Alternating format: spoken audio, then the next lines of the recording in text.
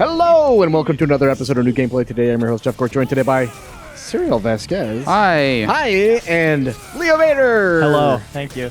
Hi. This looks suspiciously like Samurai Shodown. Suriel, what are we looking at? Samurai Shodown. Yahoo! The latest release from SNK. Yeah. Who makes fighting games, and now they're back with another one. But this one is basically a revival of their long-dormant Samurai Shodown series. Yeah. Last game came out in like 2008. And from what I remember, it wasn't great. Now, there's something weird about the spelling of this one. Yeah, well, I think they've all been this way, but it's Shodown, S-H-O-D-O-W-N. No W. One W in Shodown. Right. Because they're keeping the W for the player. Right? Yeah. You're going to have to earn that W in Samurai Shodown. Yeah. Excellent. Does this have memorable characters that we know from this series? Yeah, it does. So you might remember Galford, who is the character that I played in Samurai Shodown. Does it have Earthquake? Yes, it does. That's him right there on the screen. Oh, okay. Wielding his iconic sickle. And turkey legs for when he wins. Yep. Thank you. So these people came and visited us. Is that right? That's right. We had the producer and the game director come by, as well as one of the designers. And they played a few matches. This is me playing the story mode, which will be one of the modes.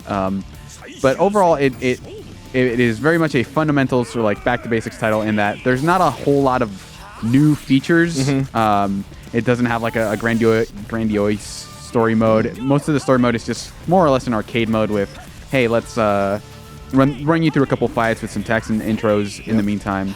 But I think they're basically sticking to like, hey, this series has a lot of unique properties to it. It is basically really emphasizes your fundamentals as a player, and there hasn't been a game like that in a really long time. There's a couple games like Fantasy Strike, which is a bit of an indie game where that is sort of based on a similar premise where a lot of the moves are really simple to perform and there's not a lot of combos. But I think Samurai Shodown is a little more complex in that there are more maneuvers at your disposal, but it doesn't emphasize sort of like, hey, I managed to remember this multi-hit string that'll deal most of the damage. As you can see in that match, most of your heavy attacks, even your light attacks, deal enough damage to where, you know, just hitting an opponent once is significant. So pulling way back, what do you think differentiates Samurai Shodown from like all the other early Neo Geo games? I think a lot of it was that, for one, it was a weapons-based fighter, so a lot of the moves had had like long ranges, and there was just like this really powerful impact to all of your attacks. Like there was a lot of hit stop where when you landed a heavy attack, things would just like stop for a second as you sliced into your opponent, and it felt really nice. You also had like weapon clashes, right? And then like the winner would keep their weapon to the other one, the sword would like fly off and then like stick into the ground, and you'd have to grab it, right? Yeah, that one's still here. That sort of mechanic is still here. Cool. There's also a couple of techniques from other games. They're sort of building on sort of the series overall and not just sticking with Samurai Shodown 2. So you have these weapon flipping techniques which act as supers that if they land, you basically, you know, remove your opponent's weapon. And right there, a little earlier, you saw this dodge move that you can pull off. And that'll basically evade any attack and leave them open. So that was something that was added, I think, a little bit later. And that sort of allows you to sort of have a larger depth in the strategy of how you're approaching your opponent, even if sort of your goal is to just hit them once. Right. And they're not going to acknowledge the fact there's just a bear watching this fight. Just sort of passively standing there, not doing anything. Like that's a bigger concern. Yeah. Well, maybe that's addressed in the story mode. Okay, that's a good point. I really like the way that all the animals are just looking at you in sync. They're all following the action at once. Everyone's on their lunch break in the animal kingdom as these two guys fight. I think that red piece of cloth is like a laser pointer to them. Yeah, they're all just following the laser pointer. Yeah. I think they're all just rooting for their boy Poppy. Yeah. Since he's of their kind. So I can't remember his name because it's been a long time since I played a Samurai Shodown game. Galford. Is that little creep with the Freddy Krueger claws? And he would lick him. Is he in this game still? No, I don't think he is. There are 16 characters. Yeah. So most of them are from previous Samurai Shodown games. There's a character named Suki from the Samurai Shodown 64 game, which I've never played, but she's in there. I think Yoshitora from Samurai Shodown 5 is in it. Yeah. So they're kind of pulling from the different games, seeing what characters are most popular. But you'll remember most of them. Haomaru, Galford, Nakaruru. Charlotte, she's in the game? Charlotte, she's in there. She still has a lot of her held motions. What are you choosing there with the colors? Just different colors, palette swaps. I see. Good instinct. You're gonna have to slow way down for me. So there's red, right, and green. All right, you lost me. A blue. Now, what would a blue be like? Describe blue for me. So you ever look at water? Never. In a glass? Never. Oh man. Well, in the ocean. Yeah. If you see enough water together, it starts turning blue. Okay. Interesting. But she's not blue. She is golden red. Cool. I like the pace of these fights, like you're talking about with the fewer, stronger hits. Right. It's interesting to watch. Not to put too fine a point on it, but it's a little bit like fencing, right? Where you're sort of moving in position, trying to land that one hit, and it can get super tense as sort of, time goes on without someone landing a hit, and you're sort of reset. I think a lot of that stuff is super interesting, and I think is, in a lot of ways, the appeal of fighting games of, okay, I know what my opponent is going to do based on what I've learned about them from how they play. And this is Samurai Shodown makes it a lot easier to capitalize on I know you're going to do this move, I'm going to counter it with this maneuver, right? Even if it's as simple as blocking an attack. When you were getting the demo, Suriel, Yeah. how many times did the development team say to you, "You're really good at this. You're amazing"? I don't think they really said that. I beat the guy who was demoing the game. But did it seem like he was holding back, be honest? A little bit, because he was talking while he was playing. So, you kind of have to. It's as someone who talks while they play sometimes, that can be hard. Yeah, sure. But there was one of the designers was way better than everybody else, and he did not give me any quarter. So none taken. I think I ended up losing more matches than I won, but it was still fun. Like I took rounds off of them, so it wasn't like they didn't just completely destroy me. But I do like the character variety, even though it's like not a huge roster. Charlotte has her.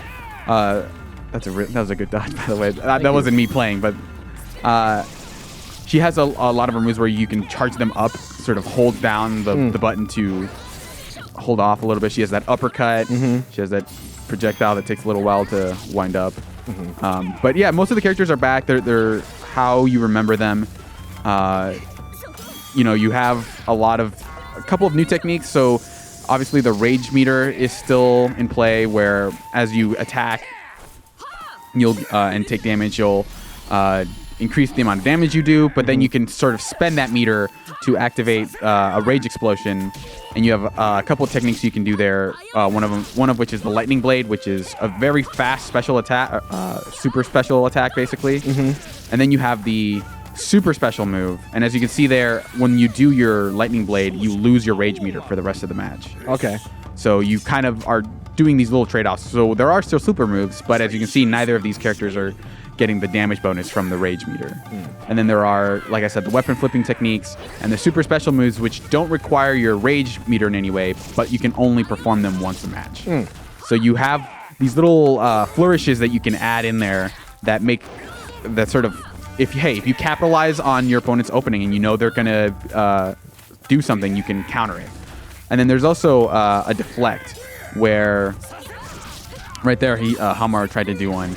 And if you can land those on a heavy attack, that's how you disarm them. That's the fastest way to disarm them, basically. But if you do it on another, like on a medium or a light attack, you basically have the advantage, where if you both perform a move, yours will land first. So they're kind of forced to block, but then you can go for a throw, things like that. So there's a lot of like little elements, but the scope of any one decision is pretty large, but easy to pull off for the most part. Yeah. That super special move maneuver is probably the hardest thing in the game to do. It's like it's forward and then forward and then half circle forward. So you have to go forward and then go all the way back and then do a half circle. So that can be kind of tricky to pull off. They're not simplifying a lot of the commands just because there are fireball, shuriken motions, things like that. Here we have Galford facing off against Haomaru, and I think this is the one where the designer was playing. So I think, but I'm not entirely sure. Against AI? No, against one of the, I think the producer. But even though there's this emphasis on, hey, if you land one attack, you'll deal a ton of damage. You know, Galford has the advantage of, you know, he can call in Poppy and have him land from above, sort of attack from below, and then he can move around the screen as he's doing that. So he can sort of mix you up there. Yeah. But yeah, I really do like. So right there, he basically did one of the few combos in the game by having Galford attack him. Yeah, I think he gets his sword back at the beginning of the round. If I remember, yeah. But normally, yeah, if that had landed, he'd have to go and pick up his weapon. Yeah. For the most part, characters are defenseless when they don't have their sword. So right now he's doing his special that he can do during his weapon flipping technique. Wow, how humiliating for Haomaru. Yeah. Oh. All right. So yeah, one thing to point out is that Galford does speak English and Charlotte speaks French, which I think is a cool touch for them being the foreigners. Yeah. And then Galford also has a bunch of command grabs. But as you can see, they don't do as much damage as just straight up heavy strikes. So they're sort of more ways of, hey, if you're trying to look out for my heavy attacks, I'm going to hit you with this thing that's not going to deal a ton of damage, but you're going to want to look out for them because eventually they are going to wear you down. And I assume it's not blockable by normal means, grabs? The grabs, no. I'm not sure if there's teching, but I know the sort of the spinning or the throw that he did there is not blockable. You have to sort of avoid it or hit him before he does it to you. When is this coming out? This is coming out in June. So, and it's coming out for PC, Switch, Xbox One, PS4, but first on those consoles on Xbox One and PS4, and then fourth quarter, I think, on Switch, and then PC date has not been announced. And I would imagine that they're not talking about this, but I will ask anyway. Yeah. If they, if there are plans in place for some kind of like season pass or thing like that. They didn't talk to me anything at all about DLC, but it is. They did talk about how it's part of this larger initiative by them. So a little while ago, they were purchased by like a giant Japanese invest firm, basically. Company. Yeah. And with the goal of, hey, we want to popularize these franchises because a lot of people really like these characters, especially in places like Latin America. Okay. So we want to bring a lot of our old classic series back. And the first game was The King of Fighters 14. Right. And so now they're sort of, they used to make like patchy slot games, which are basically, as far as most people are concerned, they're like pachinko slots. And so they made a lot of those games without really making any more fighting games, but now they're sort of back in production of like, hey, we want to make a new King of Fighters, we want to make a new Samurai Shodown, we want to make a new Metal Slug. So it was part of this like company's, turnaround as from basically like a Konami type, like, hey, we have video game franchises, but we're not really going to use them. But they're sort of shifting back into game development, which is which is cool to see. Did you play as either of these characters at all? They both look like they have really interesting movesets. Yeah, Nakaru has she has her hawk which can attack, and she can like hop onto it and fly around, which is like kind of, it's been her thing for a while, but it's always like one of those cool things whenever a character has a weird maneuver like that. I'm really into it. And I think JUBEI has a lot of parries, basically, where if you attack him during some of those stances, he'll reflect them. Right. When you disarm JUBEI, does he have just one sword, or do you disarm both? I think he loses both. I didn't get to see it, but Butterfingers. Because the idea is, when you disarm someone, you hit him so hard both of his swords fell out. I think the idea is that most characters are sort of useless when they don't have weapons, but some characters will be better than others. So Galford, for example, Nakaru will still have their pets, basically. So they won't be totally useless, but they will still want to get their sword. Yeah. Can the pets retrieve swords? I don't think so. I don't think. That'd be interesting to see if they could, because that would make them really good. Yeah, bad dog. Making it really hard to disarm them. But yeah, there's 13 sort of classic characters, and they're adding 3 new ones. 3 new ones. Yeah, so they're sort of introducing those characters into the fiction. They're not going to be sort of crossover characters. They're not going to be They're not adding Hellboy or Sekiro or whatever. The Ninja Turtles. Yeah, the Ninja Turtles. Yeah, and then Genjuro I like a lot because he has the Hanafuna card theme where I think hopefully we'll see it. But every time he hits you with one of his special attacks, there will be like a flash as part of the sort of attack flash. You'll see a Hanafuna card right there. And you're like really into that. I just like that it's like this weird visual that just pops up in the middle of the screen. I'm a big Nintendo fan, and I know their history, right? So I'm really into Hanafuna cards. Nice. So he has that 3-hit attack. I think you have to do each motion separately, so it's like Fireball, Fireball, Fireball if you want to do sort of 3 attacks in a row. But it's not. It's basically like, yeah, so right there. Each one of those is one card. So there are combos that you can pull off, but they're basically for extra for extra damage and not like a whole thing you have to learn. Yeah. But yeah, you like those special attacks because they're harder to combo into. They are more, hey, if you see the opening, go for it. It's not a thing where you're trying to end a combo with a super. But I think they still, because they're faster than a lot of things, you can catch your opponent off guard even though that wasn't the case. Yeah. But, and as you can see, they're not so fast that you can't block them, but if you read the opponent, you can get them off. Yeah. So where did you, like, were you a Samurai Shodown fan before, or were you just kind of basically familiar with it? I played a lot. Like, I played some of it in the arcade, a lot of it at home because it was one of the few games. I think Samurai Shodown 2 was on the Super Nintendo. One of those. There was a Samurai Shodown game on the Super Nintendo that I played a lot of. If I remember correctly, people would refer to it as Samurai Slowdown. Yeah, because it didn't perform super well. Yeah, I'm curious to see how much to know like how much of the slowdown when in individual hits was because of the hardware. Yeah, and how much of it was just like we want to make sure that people understand, or if it was just like a fun coincidence of like, man, these hits really land. Sort of like Street Fighter had that a little bit too, where in Street Fighter 2 you'd have some matches where if you fired a fireball and I think jumped or something or got a knockdown, the game would slow down for a little while. Yeah. But I think at the time when I played it, it was one of those things where I played it and I didn't necessarily see it as too different from Street Fighter because I didn't understand like pacing or anything like that, parries. Yeah. But I think as time has gone on in other series, even Street Fighter, have become more combo heavy. The appeal of, hey, you can sit down and teach someone how to do a fireball, then they basically know most of the game already. Cool. That's something that's missing in a lot of modern fighting games. And I'm glad the series is coming back. I think honestly, SNK has some of the best character designs in fighting games. Oh, Geese Howard. Yeah, you have like Terry Bogard, I think, is really cool. A lot of the characters in King of Fighters, I like their aesthetic because they're sort of like high school punk, where here's my school uniform, but also like a bunch of belts and stuff. But it's not Guilty Gear crazy. So there's a little bit of flair and flashiness to them, but they're not crazy over the top. And I like Samurai Shodown's character design. So I really like a lot of SNK's characters. I wasn't into King of Fighters 14 that much just because it felt like it was, well, for one, it looked worse than 13 because 13 had that pixelated art style. But yeah, I'm glad to see this back. I would like the look of this, of course. It has a little bit of the cell shading. Kind of looks like a Street Fighter 4. Yeah, I was kind of getting a vibe from that. Yeah, and like that was a criticism they took to heart.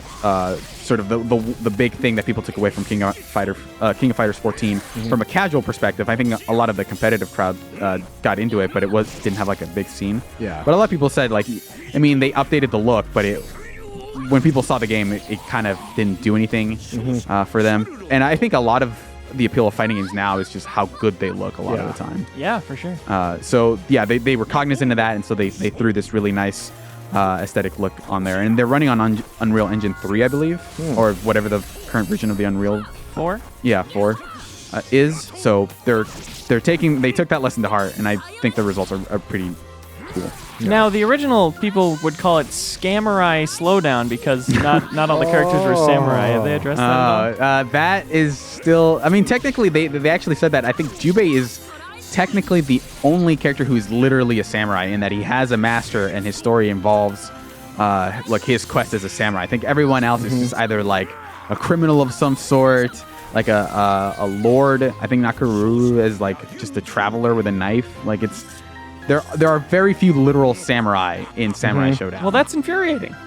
Well, I mean, in Europe they're calling it Scamurai Shodown, Good. And if you want, Leo, I can just sort of get you a physical copy or make my own out of like some other game and put the logo on there. Can and you just print me out a picture of a samurai I can look at? I'll just give you a copy of like a Akira Kurosawa movie. And just say, this is Samurai Shodown. Thank you. You can play the DVD menu. Yeah. Cool. Well, thanks for coming and showing this off, Suriel. Yeah, I'm being excited our fighting for this. game guy. I want to play more of this. Yeah. It looks cool. Yeah. Yeah, I like this series. Even though this doesn't have a little green imp guy who licks his claws after the battles, it still looks okay. Yeah, I mean, this bear's still a little weird, but he's not playable, so it'll be fine. Speaking of Akira Kurosawa, that was the lightning blade technique. That was cool. I call it a technique. I call it a crime. He's killed Well, that you know, person. it was First degree technique. Exactly. Aye. Anyway, thanks again. We really appreciate it, Suriel. And thank you. you, Leo. My pleasure. Yeah, thanks for watching, everybody.